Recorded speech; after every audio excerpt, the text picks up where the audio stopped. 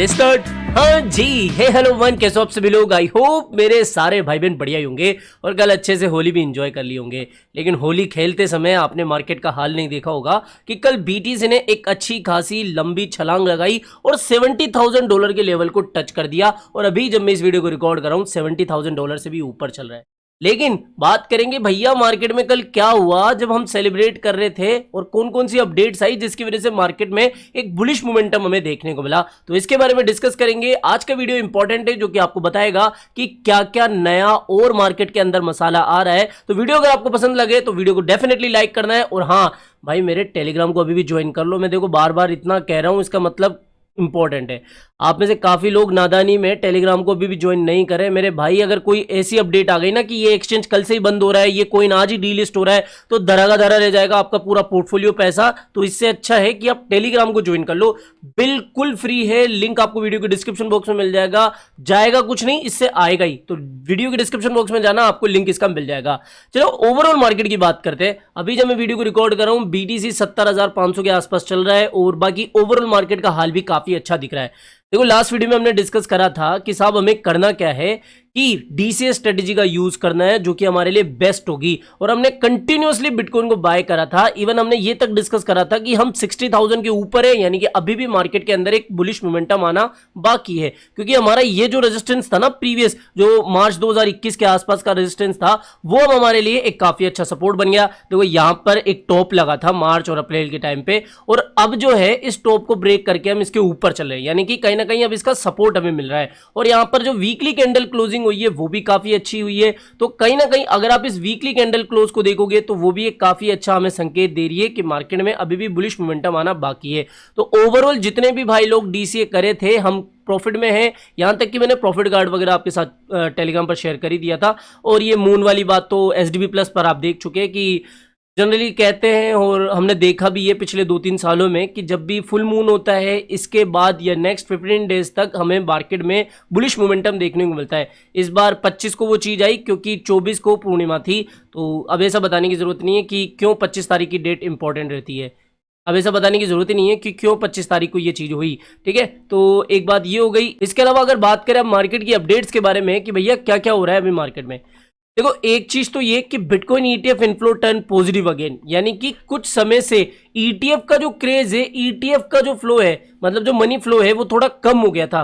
लेकिन Fidelity leads with 261 million in inflow on Monday, यानी कि मंडे के दिन लगभग $261 मिलियन तो फिडेलिटी ने लिया है। और सेम ऐसी बड़ी बड़ी क्वांटिटी में जो इनफ्लो है वो ईटीएफ के अंदर देखने को मिला। यानी कि अभी तक जो ईटीएफ का थोड़ा क्रेज हमें कम होता हुआ दिख गया था, यानी कि पैसा इतना नहीं आ रहा था, इतना क्लाइंट्स की डिमांड भी नहीं थी, वो जो डिमांड है अब वो कल से बढ़ती हुई हमें देखने को मिल रही है। तो पहली पॉजिटिव अपडेट तो ये आ गई जिसकी वजह से समझ में आया कि भैया हाँ पैसा आया है मार्केट में। और अगर ईटीएफ्स खरीदी जा रही है तो ईटीएफ वाले फिर बिटकॉइन खरीदेंगे। दैट्स व्हाई हमें बिटकॉइन के अंदर पंप देखने को मिला। इसके अलावा देखो लंदन स्टॉक एक्सचेंज जो है वो अभी क्या करने जा रहा है, इन्होंने एक डेट दे दी कि साहब 28 मई से हम ईटीएन लॉन्च कर रहे हैं। अब ये ईटीएन क्या है, देखो ईटीएफ तो आपने सुना ही होगा, एक्सचेंज ट्रेडेड फंड। उसी तरीके से ईटीएन्स होती है, यानी कि एक्सचेंज ट्रेडेड नोट्स, लेकिन इनके अंदर डिफरेंस बहुत बड़ा होता है। अगर मैं बहुत आसान शब्दों में आपको समझाऊं, अगर आप गूगल करने जाओगे थोड़ा कॉम्प्लिकेटेड लगेगा, लेकिन हाँ जो ईटीएफ होते हैं वो काफी बेटर होते हैं और सेफ भी होते हैं। और ईटीएन्स जो होते हैं ना वो थोड़े कंपैरेटिवली इतने अच्छे नहीं होते। क्यों? क्योंकि ईटीएफ वाले अपने बैकअप में कोई भी कमोडिटी रखते हैं, जैसे गोल्ड स्टॉक। मान लो अगर आपको ईटीएफ बाय करना है तो ईटीएफ कंपनी उसके पीछे फिर वो स्टॉक या गोल्ड या फिर क्रिप्टो बाय करेगी। लेकिन ईटीएन क्या होती है, एक्सचेंज ट्रेडेड नोट, जैसा कि नाम में ये नोट, यानी कि ये कॉर्पोरेट बॉन्ड की तरह होता है, पेपर वाली चीजें होती है, पीछे कोई ज्यादा चीजें होती नहीं है बैकअप में, तो इसलिए ये थोड़ा सा रिस्की होता है। लेकिन लंदन स्टॉक एक्सचेंज जो है वो ईटीएन्स को अभी लॉन्च कर रही है।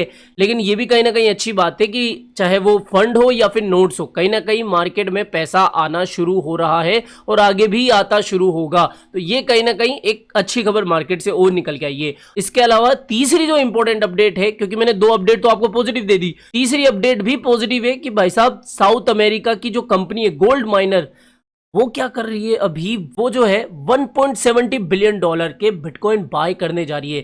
कितने बिटकॉइन? 24,800 के तकरीबन बिटकॉइन बाय करने जा रही है नीलम रिसोर्सेज, जो कि कहीं ना कहीं एक बहुत बड़ी बात है कि इस तरीके से जो साउथ अमेरिकन कंपनीज है, गोल्ड माइनर्स जो है वो भी बिटकॉइन की तरफ अब शिफ्ट हो रहे हैं, बिटकॉइन की बाइंग दिखा रहे हैं। तो भैया इन सबको पता है कि ये जो प्राइस है ना 60-70, ये कहीं ना कहीं पिछड़ जाएगी और आगे आने वाले समय में मैं फिर, इसलिए मैं बार बार कह रहा हूं कि आप जो रो रहे हो ना कमेंट में कि भैया मैंने 60 पे खरीदा था, 70 पे खरीदा था, होल्ड रखो, स्पोर्ट में हो तो भूल जाओ भाई साहब। $1,00,000 कभी आपको प्राइस देखने को मिलेगी पता ही नहीं लगेगा, इस साल ही आपको मैं बता दूंगा। तो ये कहीं ना कहीं एक अच्छी खबर है कि साउथ अमेरिकन जो कंपनी है गोल्ड माइनर जो है वो अभी $1.70 बिलियन के बिटकॉइन बाय करने जा रही है। अब ये तो 3 पॉजिटिव अपडेट्स हो गई। अब थोड़ी सी नेगेटिव अपडेट्स की भी बात करें तो भाई साहब पहली अपडेट तो आ रही है फिलीपींस से। फिलीपींस वाले क्या कर रहे हैं कि साहब बाइनेंस का बंटा ढाल करने जा रहे हैं, यानी कि इंडिया के अंदर तो आपको पता ही है कि बाइनेंस का जो एक्सेस है आप नहीं कर सकते हो, प्ले स्टोर और एप्पल स्टोर इन दोनों ही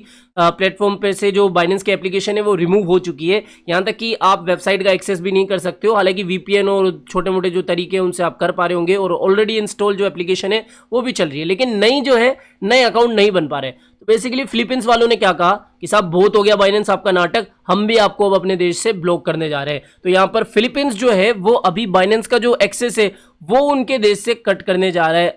क्या कारण है इसके पीछे का?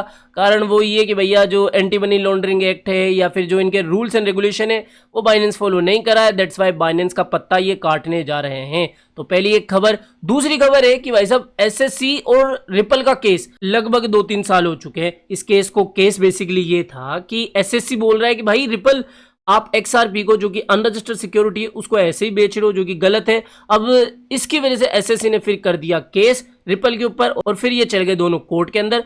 और अभी जो लेटेस्ट अपडेट आई है ना वो ये है, केस तो बहुत लंबे समय से चलता हुआ रहा है, लेकिन जो लेटेस्ट हियरिंग थी उसके अंदर एसएससी के जो वकील है वो कह रहे हैं कि साहब इनको $2 बिलियन का फाइन देना होगा, पेनल्टी देनी होगी। यानी कि एसएससी अभी डिमांड कर रहा है रिपल से कि वो $2 बिलियन का फाइन दे पेनल्टीज के रूप में, जो कि कहीं ना कहीं रिपल अभी नहीं देना चाहता है। और रिपल के जो लॉयर्स हैं वो भी कोशिश कर रहे हैं, तुरंत कोई अभी रेस्पॉन्स नहीं मिला है, लेकिन हाँ रिपल के जो लॉयर्स हैं वो भी कोशिश कर रहे हैं कि किसी भी तरीके से ना तो रिपल का घाटा हो और ना ही एसएससी को कुछ गलत लगे। तो मामला जो है रफा दफा करने की कोशिश की जा रही है, इसकी वजह से केस काफी लंबा खिंच गया है। लेकिन अपडेट क्या है कि भैया एसएससी नहीं मान रहा है और रिपल के हाथ धोखे पीछे पड़ गया है और इनसे इतनी बड़ी रकम फाइन के रूप में, पेनल्टी के रूप में निकलवाना चाहता है। तो दोस्तों आज की यही अपडेट्स थी और बाकी देखो मार्केट में से कुछ खास आया नहीं, आएगा तो वो मैं टेलीग्राम पर आपके साथ शेयर कर दूंगा।